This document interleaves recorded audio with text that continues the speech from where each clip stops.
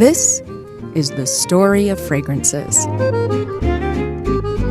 Just as art cannot exist without an artist, a fragrance cannot exist without a perfumer.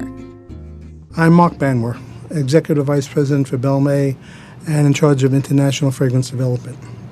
I've been with Belmay for 36 years now and have been in the fragrance industry for 51 years.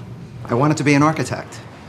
Went to engineering school, ran out of money, needed a job, and I wound up getting a job as a lab technician for a fragrance company some 35 years ago.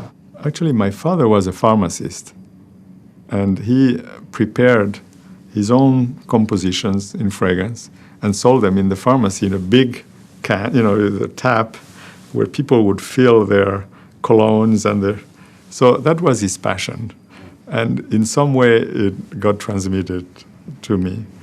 You were still an apprentice, so it was a very unusual time. I worked for these two European gentlemen that were really, really very old world, and they taught me very well.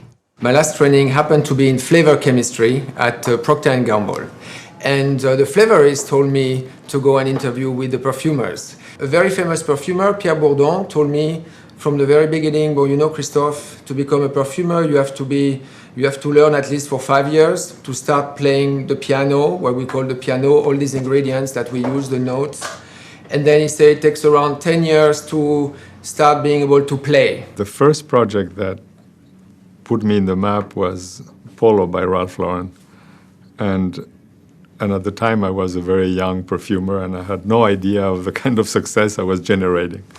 But it was an arduous work, an arduous development. It took at least a year, if not more, hundreds of experiments. But the result was unbelievable in the sense that it affected generations of young people.